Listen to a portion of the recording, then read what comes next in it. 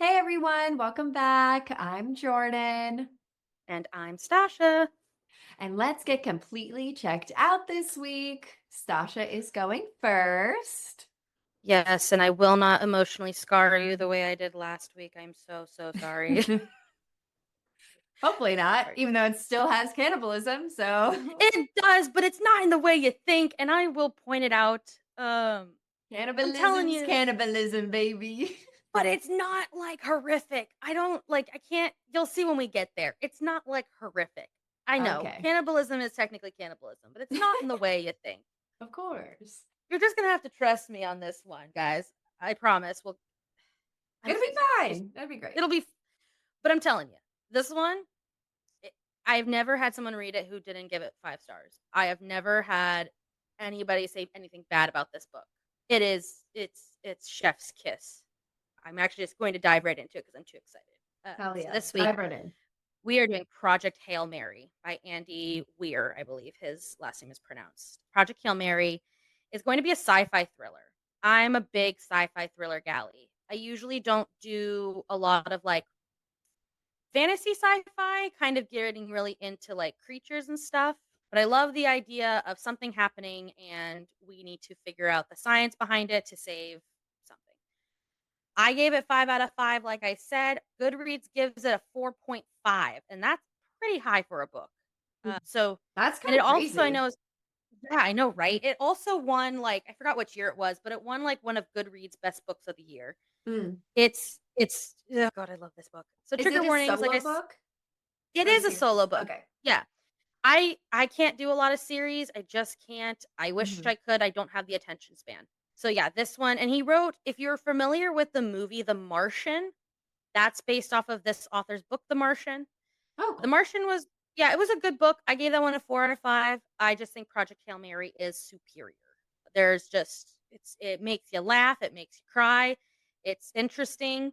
Um Trigger warnings aren't terrible with this one. Like I said, there is cannibalism, but I swear on my life, it is not the way you think. There is technically death. There are drugs, fire, and hospitalization. Nothing super crazy, I should say. We're going to dive into it because this one's slightly longer. The thing with this book is there is a lot of science in it, obviously.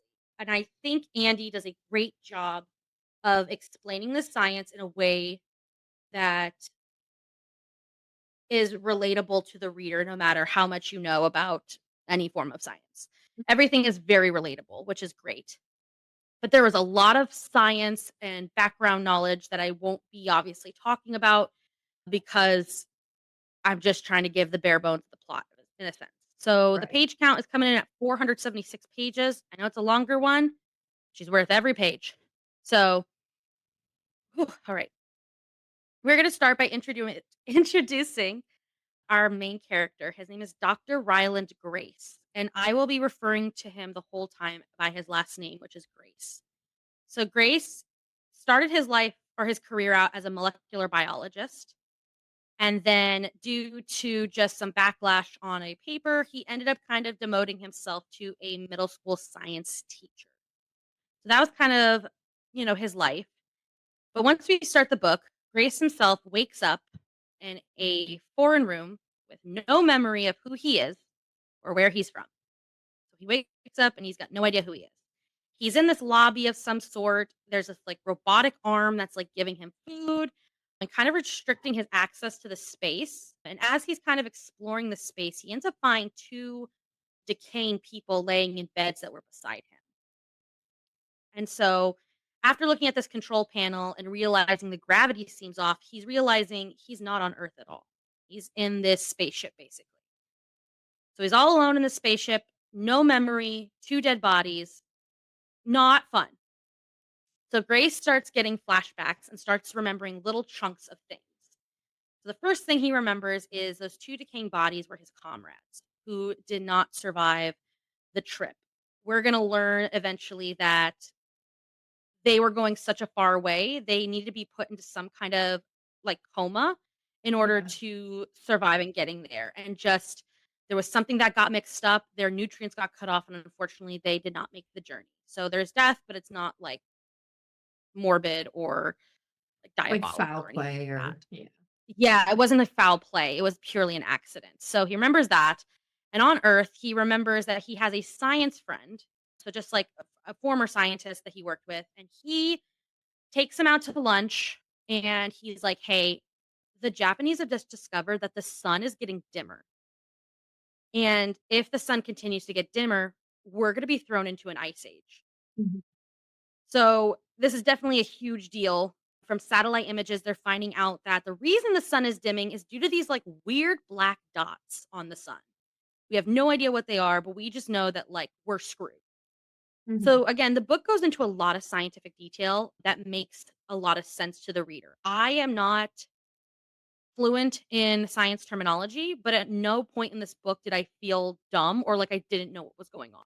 Mhm. So I'm not going to go into all the scientific detail. That's not something that I wanted to put in this today, but it is worth the read because I love how he writes it out. So we then get introduced to Strat. He is Strat is the lead scientist on this investigation over like what these black dots are on the sun. And he goes to Grace and is like, "Hey, I want you to work on this. You did a whole paper when you were a molecular biologist outlining what could happen um, if the sun got dimmer." And, Grace is not having it. He got a lot of backlash on that paper. He wasn't really having it. So he ends up declining to offer the help. But the government, when the government is in a pinch and they want your help, they're not going to like let you walk away. Like it's not Right. really they asked you, but it's not really a choice. Are they Um all on the ship? so let me backtrack. So he wakes up on the ship, but these are all flashbacks that he's getting Okay, those to are okay, reinstate flashbacks. memory. I am so sorry if I didn't make that clear. So we're No, no, still no, so currently in these fine. like flashbacks of him figuring out Okay. what's going on. We're gonna So go back the to the ship. Go ahead. okay, so the book are like the chapters in flashbacks, like Yeah, so it goes okay. back and forth, and you know Okay. when the flashbacks are happening. Okay. So, like I said, he woke up on this ship. He's very confused, but now he's getting these flashbacks. So that's all the information he ends up remembering in this point in time. And Okay. so now he's back in the present and he's back on the ship. So now that he's, in the present time, Grace is like, okay, I remember my name. And now that he remembers his name, he can use it as the passcode to explore the ship. Because, in sci-fi movies, you have to like say like your name and your tone and then it'll open things for you and stuff. So he goes to explore the ship and ends up remembering what the ship is and what's going on. So now we're going flashback again and we're remembering just a little bit more detail about what's going on. So Grace was back on Earth and they ended up naming these dots. Oh my gosh, I have to remember how to say this. Astrophage, I believe is how they say it. They named these black dots astrophage, and it's Latin for star eater, which is Mhm. crazy. So Grace is able to kind of figure out the life cycle of these black dots, the astrophage, and how to make more and how they work. But he can figure all this stuff about it, but he can't figure out how to get them off the sun, which is like our big problem. So scientists end up finding out that there are stars, that all the stars near Earth are affected by this. However, there is a nearby star, and I say nearby very loosely. It's kind of out of our galaxy a bit that has been affected by the astrophage, except there's something combating it. So all these stars are being affected, but this one in particular is somehow combating it. And we're like, okay, we got to go there and figure out how this star is combating these astrophages so we can figure out how to save the sun. So it's the star out there named Chow Tet Tau Chetty, I believe is how it's said. Not super important. So this task force basically decides a course of action.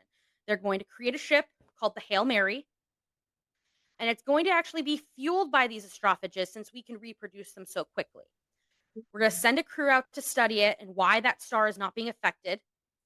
And then they're going to send back their finding using these things called beetles. They're kind of these little robotic ships that just can make it back to Earth faster than they can on the ship. So literally, we're in crunch time here. We know that we're gonna get in an ice age. They're like, we got to send people out there to figure out what the fuck's going on. So they decide to put 3 crew members in a coma to prevent psychological damages. The problem is though, is there's specific things in your DNA that would make you able to withstand a coma that long. So not everyone can just go out and be on this ship and go like you have to have some form of specific gene in your DNA that makes you do that. So the ship obviously will take care of them and they would wake up when they get there. So, however, Grace is the only one to survive since the others had complication, which is just crazy. So, that's a lot of information. So, I'm going to kind of give a timeline of what the heck's going on with this ship. So, timeline is the Hail Mary at this current time, when we're back in the present, is it's been traveling for 3 years to Grace, but that's 13 years on Earth. Okay. So, with this mission, if they're successful, Earth has to survive for 26 years before they get any form of information. That's why this is so crazy, is for us to get out there in time to get information. The Earth still has to just be itself for 26 years while slowly descending into an ice age. So, at this rate, they're kind of like, we're going to lose half the Earth's population in 19 years due to these changes if we can't like get this in time. So they're on like the time crunch. This is not like, that's why it's literally Project Hail Mary. It is a Hail Mary. We don't know what to do. We're going to die. Get them out there. Yeah. So Grace is almost to Tau Ceti, which is that star that's not being affected. Now, this is where the spoilers start. Mm. When I explain this book to people, I can't get too far into it without giving away one of the best spoilers in the book. So if this sounds great to you, bye. I'll see you in Jordan's segment. If not, stick around. So Graves arrives at this star out in the distance. He's been traveling for 3 years to himself, been 13 years on Earth, and he's finally at this star. And he gets there and he sees he's not the only one there. There's another spacecraft there, and he's like, "Ah, crap. Not only do I have to do all this, but now there's a whole other spaceship here, and obviously it looks nothing like ours." So he ends up naming this craft Blip A. And he notices it's built so oddly, and it doesn't make sense for the atmosphere we just came from. He's like, "This is weird." He's like, "Yeah, it's definitely aliens, but that's fine." So Grace ends up like flashing his lights to the ship just to see what happens, and Blip A does it back, flashes his lights back. So he's like, "Cool. There's intelligent life on there. I have to not only study this and save the planet, but I have to deal with aliens." So after waiting a while, the Blip A, this like other spaceship, sends over this like canister across space to Grace's ship. Grace retrieves it and it's like hot. Like so hot he cannot touch it. Like he's like, "How the hell is this hot when space is cold?" So he's like freaking out. He opens the canister and it's like this little model of his ship and the other ship with a tube connecting. So whatever the heck is on the ship is like, "Hey, we should meet." I Yeah. don't know about you, but I'd be freaking out at this point. So I'm like, well, shit, I already have the weight of the world on my shoulders and now I have to meet an alien. So their ships kind of start sending atmosphere samples back and forth to each other because clearly they're not from the same atmosphere. And in order to be able to like be like in contact with each other, they have to figure that out. Again, it's a lot of science, but it's so worth it. So Grace goes out on his spacesuit and he notices the tunnel is oh, sorry, I'm going to backtrack. I skipped a part. Sorry. So ships come together and they are connected by their airlock tunnels, basically. Mm. So Grace puts on his spacesuit and he goes out into this airlock tunnel and he notices that the tunnel has already been divided by a wall made of materials that he does not know. Like something has divided the space and he's like, "What the hell?" And then he hears a knock. So now I'm going to introduce you to one of my favorite characters in literature, and his name is Rocky. So after finding a transparent spot in the wall, Grace starts to see what looks like basically a rock.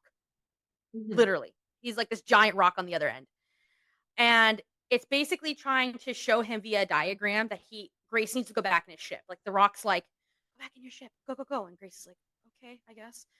Grace goes back in his ship and starts watching this rock creature as he turns the wall completely transparent and then stores this airlock chamber where they can push things back and forth to each other. So once this rock creature gets this up, we finally get to meet Rocky. I love him. He's so sweet. Like, you just Okay. want to love Rocky. You know how I'm picturing him? I'm going to explain it, but I want to know what you think first. You're not gonna like it. Is it like the Thing from Fantastic Four? No. Oh, Okay, God, that's that what would it's be like. better. No, you know how in Frozen 1, when Anna goes Oh, and she meets the, like, the trolls or whatever The they're called. trolls, The rock yeah. trolls. That's all I'm picturing. Honestly, yeah, well, that's not what he looks like, unfortunately, but he Of is course. Rocky is going to be your next slight obsession. He's the cutest thing in the whole world, even though he's a rock. He's actually the size of a golden retriever is how he's described, like the size of a dog. Okay. And he kind of has this thing where he's like his body is just a full rock, and then he has like 6 spider-like rock limbs. So Oh, kind of oh yeah, when I say no. spider-like, I mean he just has like 6 limbs. So it's like a rock with 6 legs. It's kind of weird. And Interesting. he's just rock. Like it's weird. So Grace starts speaking to Rocky. He names him Rocky because he's a rock. Yeah. So he starts speaking to Rocky, and in return, Rocky is making noises that resemble like whale songs.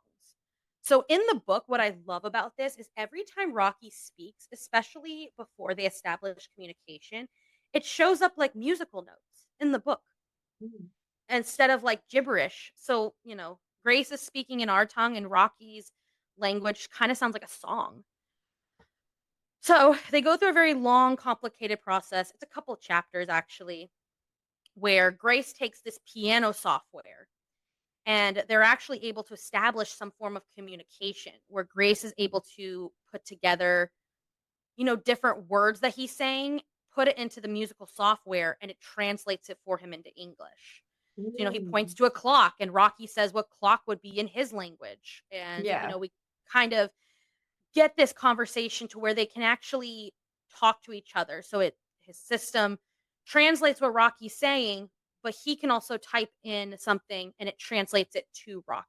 Yeah. So, and mind you, this whole process is just so precious because he's just so cute. So they're able to talk about other species, numerical values, scientific systems. And here's basically what we learn about Rocky in this process is he is on the exact same mission as Grace. His planet is also, going through a hard time with these esophages.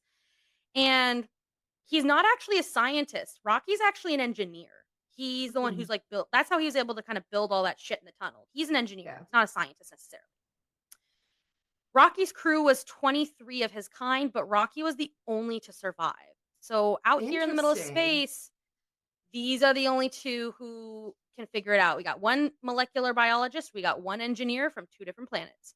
Mhm. So what I love is like it's so wholesome. Like yeah, there's a sense of urgency, but they become like best friends. Yeah. And they decide that as a team, they're going to problem solve so that both of their worlds are able to kind of get this solution. And it's to the point where Rocky doesn't sleep as much as humans. He doesn't need to. But when Grace sleeps, they always sleep next to each other by the transparent wall. They're just kind of like in this Oh. together. Their bodies, even though they can't go into each other's atmospheres. And Rocky doesn't leave him. He doesn't like being alone. He doesn't like when Grace goes away for long periods of time. That's why they sleep next to each other.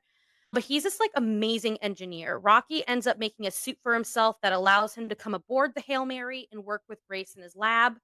This rock can do it all. So the nearby pair discover a planet that was being affected by the star. And Grace explains that on Earth, it's customary to name things you discover.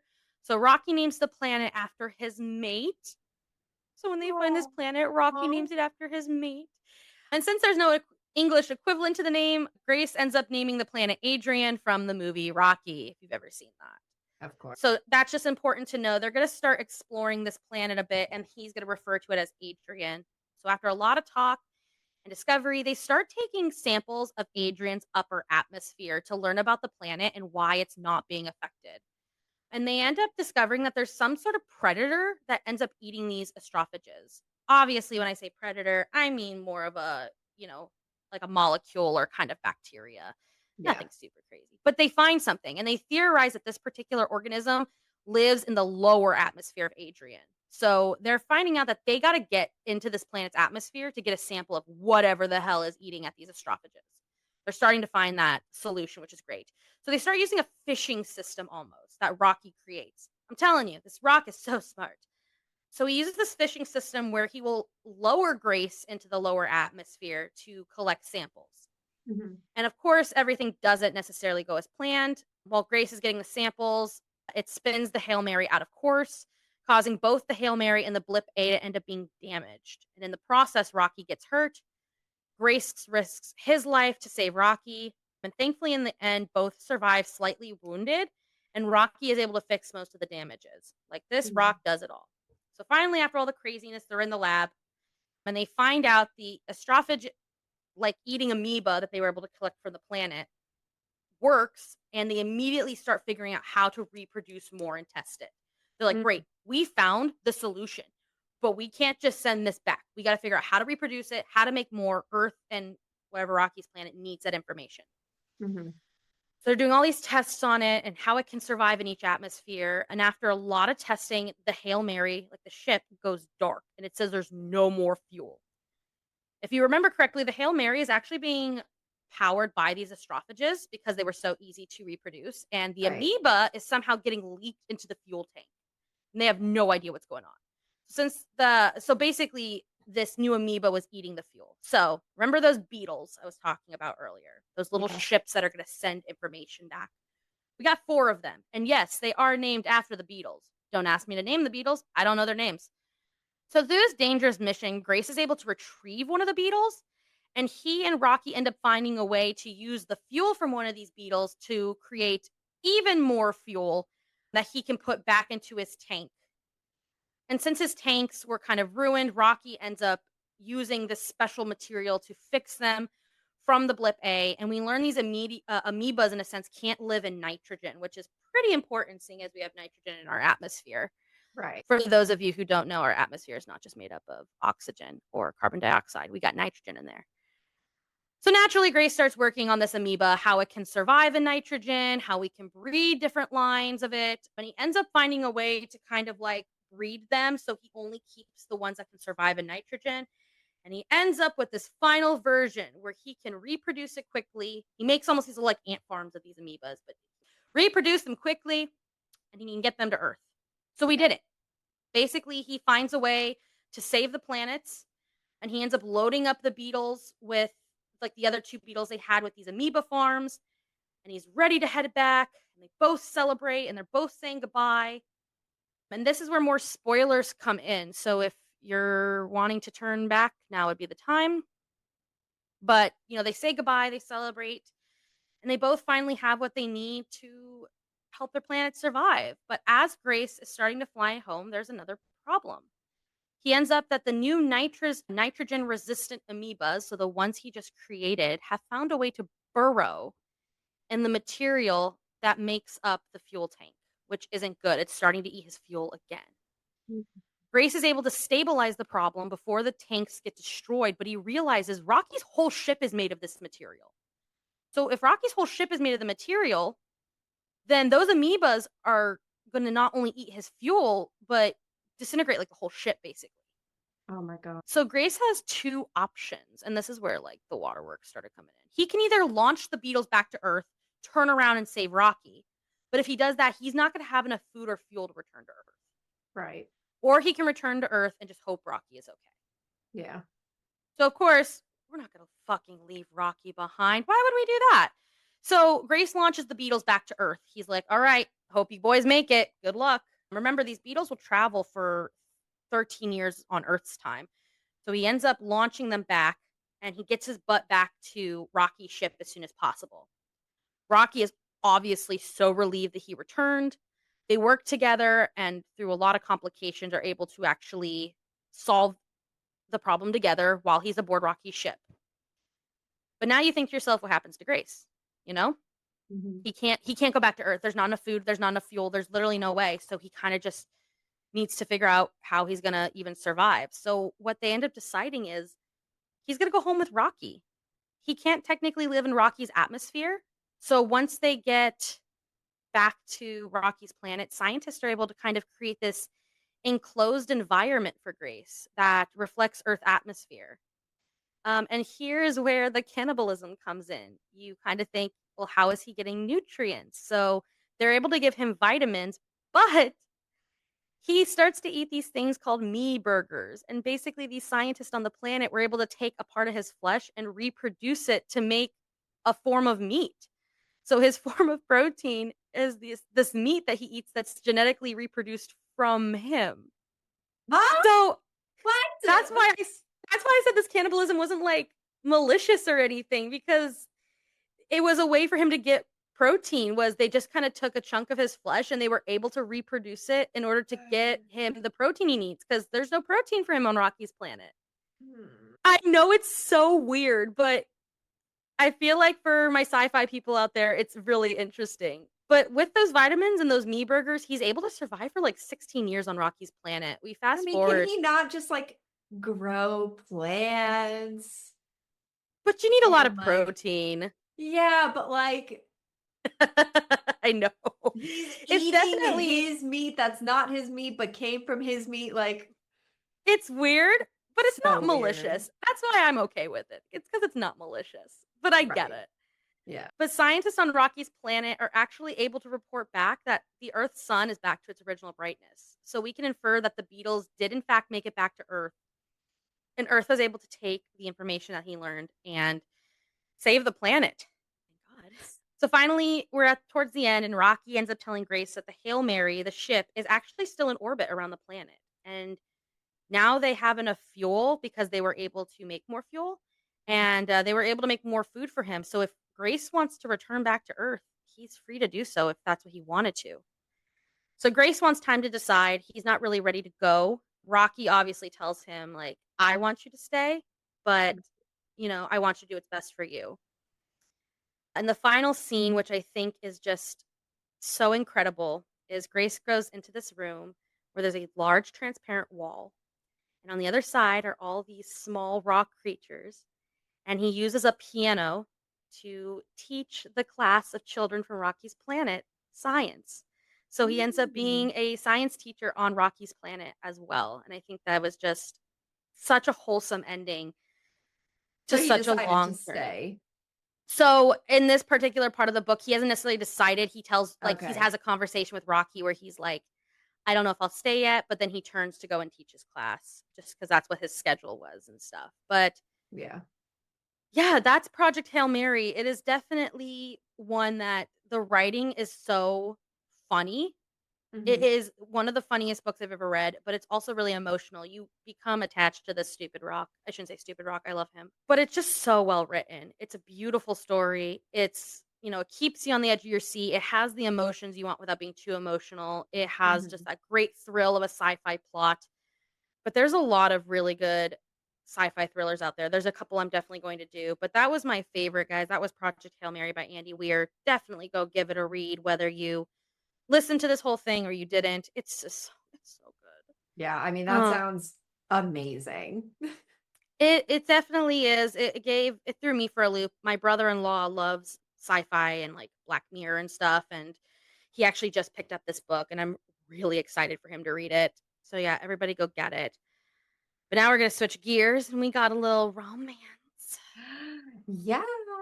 Oh my God. So I'm we are excited. going to be doing a little synopsis on Reluctantly Yours by Erin Ooh. Hopkins. And I don't know. this is a romance book that I thought I would never like really read. I do like fake dating romances, but if you look Yes. up the cover, it's like one of those cartoon covers, and I'm not Those are really into misleading, my those. guy. Yeah. So I wasn't really sure. I had it on my TBR for a while, and I was like, I kind of wanted a palate cleanser myself. And I've read a couple books that were this type of plot where it's fake dating. However, this fake dating, they don't have any previous history. Whereas like this other fake dating book I had read, they had a past, like they were best friends growing up and then they just stopped Oh, being yes. friends and then they got back together because their sisters were getting married and they started fake dating to make their exes jealous, essentially. Yeah. But this one is very interesting because they have no previous relationship, but they are Interesting. connected. Ooh, we love an invisible So, string. yeah. So basically, let me just do the ratings first and do a little synopsis. So I gave it a 4 because I was surprisingly like shocked that I liked this book. There were a Yeah. couple parts where I was like, oh, but Yes. which will make sense for when I read the ratings on the other platforms. Mhm. So we got a 3.74 from Storygraph, a 3.8 from Goodreads, and then another 3.74 from Fable. So Love. high threes, which I think makes sense. When I was doing some investigating for this book, I was seeing a lot of people's reviews. Some of them were DNFs. So Ooh. yeah, a lot of people DNF'd it. There was actually one person that had reviewed it and they DNF'd after 180 pages. And this isn't a long book at all. Whoa. So I think if you're already halfway through the book and you end up Just finish DNFing, it. you just finish it. Like, Yeah. yeah, I Just don't know. get through it. But Figure it out. yeah, it's a POV book. So we go in between Chloe and Barrett. And Barrett is a successful businessman. He took over his dad's company. And Chloe is a editorial assistant. And an assistant to whom, you might ask? Oh It no. is Barrett's mom. Oh Okay. wow. That is an invisible So string. Jeez. Barrett's dad, I think they were still together, the mom and the dad. I Mhm. don't really remember that, but they both owned like media related businesses where Mhm. his mom is the CEO of a magazine Okay. and Barrett owns like a media company that his dad ran. So Mhm. very similar, but we know that Barrett is trying to acquire this business called Voltaire Mhm. and that Chloe wants to become assistant editor. And she's Okay. been working as the editorial assistant for like 2 years, and she finally got offered that assistant editor position, and she Love. doesn't want to fuck it up. So, how these two meet Barrett goes to his mom's job, and they're supposed to go out and get lunch together or get a meal together. I don't know if it's lunch or dinner. Yeah. But that's how he meets Chloe for the first time. She has that typical, like, quirky vibe to her. She has bright red hair. She's like kind of clumsy, Mhm. whatever. And he's your stereotypical, like, mysterious, tall, dark, handsome man. Good. And he just like exudes confidence, and she does not. So I'm going to read the blurb for Barrett and then I'm going to read the Mhm. blurb for Chloe. And I hope that will kind of like set their personalities. So Barrett has rebuilt his father's media company. He's very hardworking, very determined, but his relationship his relationship status being single is the reason why the owner of Voltaire doesn't want him to buy his company. Why? That's so crazy. His I mean, it's for the plot, but geez. Yeah, it's for the plot, but basically the owner of Voltaire is a hopeless romantic and Ah. he basically falls in love with all of his girlfriends and he's Mm. gone through many a wife. So he thinks that Barrett doesn't have a heart. So basically he's like the Grinch where he Okay. just doesn't have any heart, passion. He thinks that he's only in it for like the money and the like popularity Crazy. and things like that because his Mhm. company is like gigantic. So he ends up telling a white lie where he does indeed have a girlfriend. Okay. And he has to find this fake girlfriend somehow. And when he does meet Chloe for the first time, he does think that she's attractive, but he thinks like, he kind of thinks a little like less of her. Like she could never Mm. like compete with him, basically. What an Because asshole. of, yeah, he's very egotistical. Yeah. So anyway, I'm going to read a little bit of Chloe because they kind of come together to form this. So, like I said, she's been wanting this assistant editor job. She's been an editorial assistant for 2 years, and she's like willing to do anything to get that position. So her boss goes out of town, and the reason why Barrett was at his mom's office was to take her to eat because she was going away for, I think, a weekend or a week. Doesn't really matter. Her penthouse is empty. Okay. There's no one in the penthouse. Huh. So All right.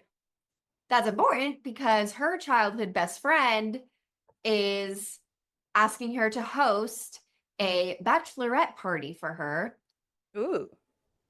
Because they're all visiting her in the city. Yeah. And they all think she has this like amazing New York City lifestyle. And Oh, she has it no. made.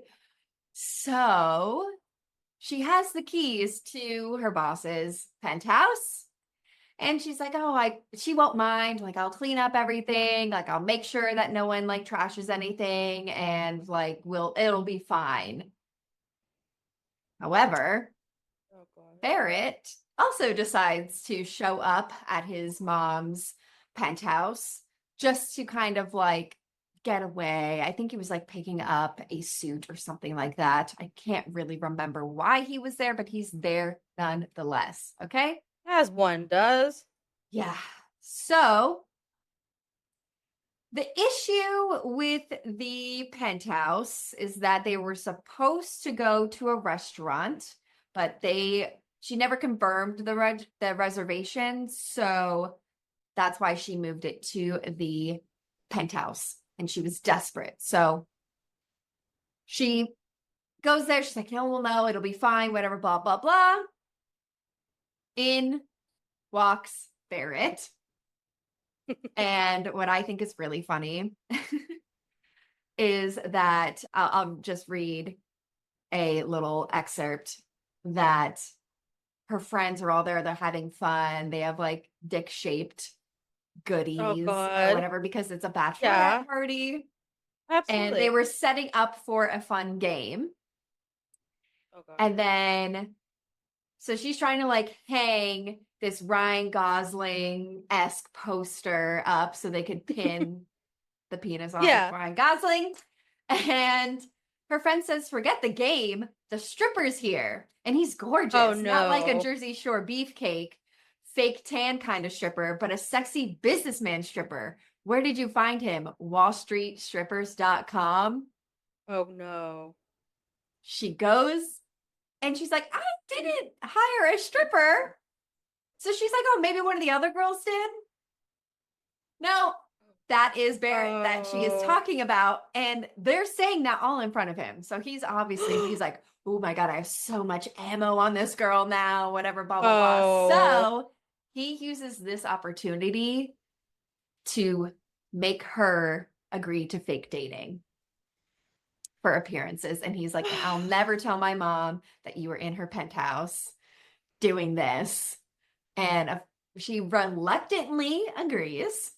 As they do. Yeah. So with the goal of acquiring Voltaire to make his media company the best in the business, they start fake dating. He buys her nice dresses to go on these dates. Like they have to go to a couple like banquets or whatever to keep up appearances. They also end up living together. And the reason why they end up living together is because he does start getting feelings for her, of course. Oh, yeah.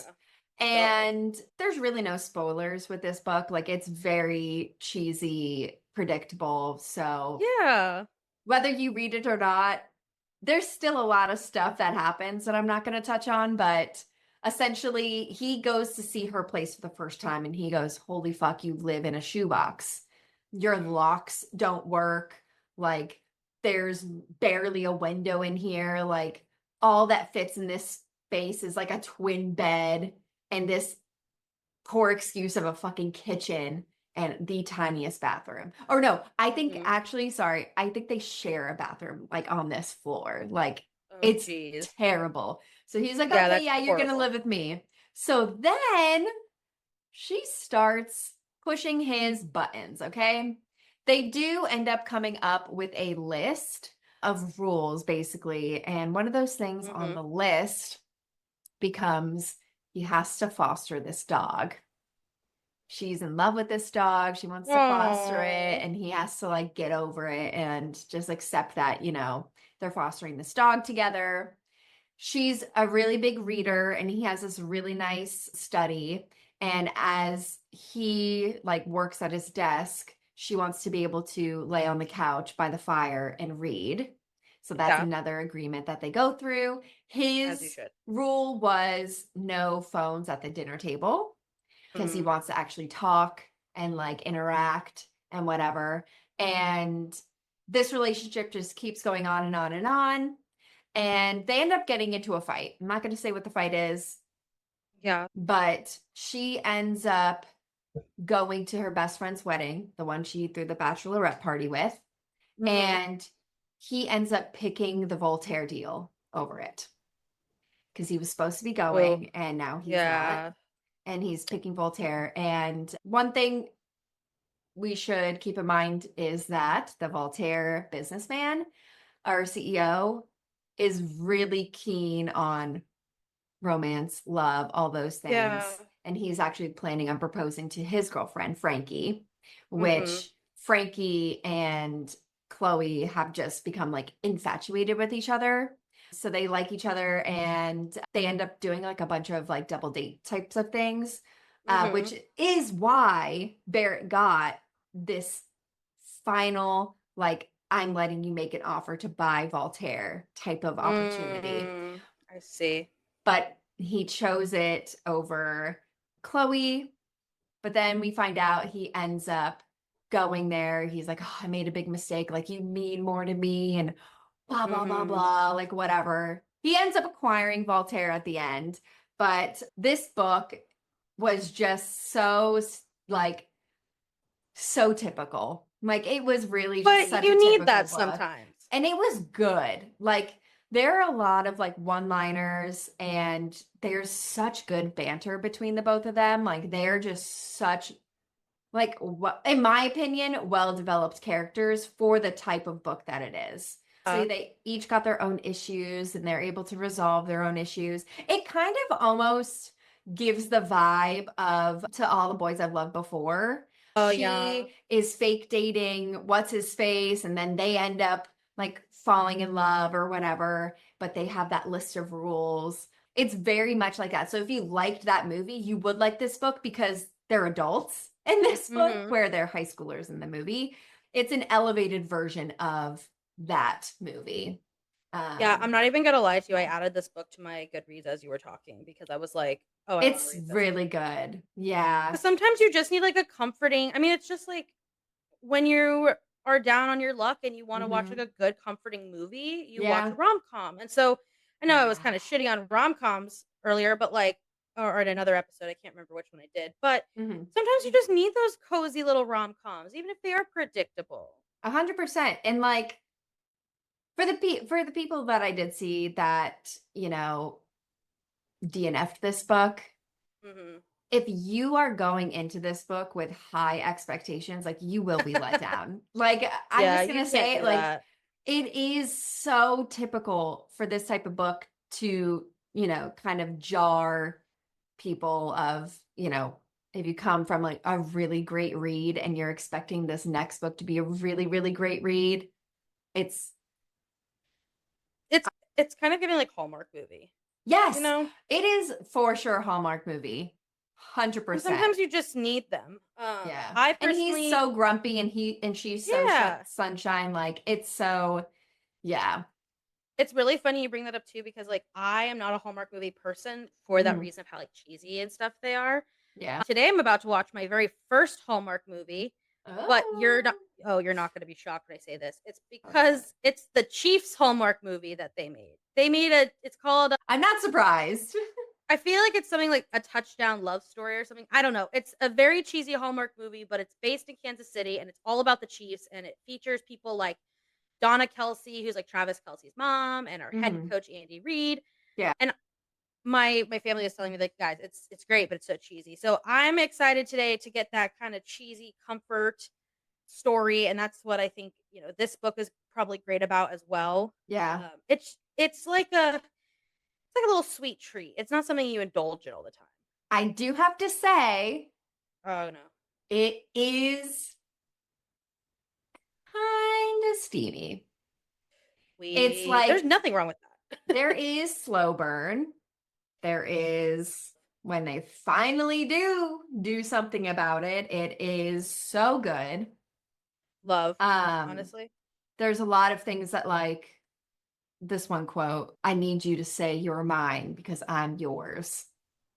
Like Ooh, that comes out of the someone's mouth. Not temperature going to just say who, rose. but I think it's fairly obvious whose mouth that comes out of because it's always Yeah. the man who falls way harder than the girl, of course. But Oh yeah. yeah, it is. That's what I'm saying. Like, it's such a like good, well-rounded book. This is a part of a series. I think it is the Unexpectedly in Love series by Erin Hawkins. So Yeah. it I'm gonna is give that one a different. try. Yeah, it's different couples in every book. There's a lot of like romance books like this that it's always a Yeah, it's a different very big couple. trend. Right. So, yeah, I'm not too sure about the next couple. I didn't read any of the other books.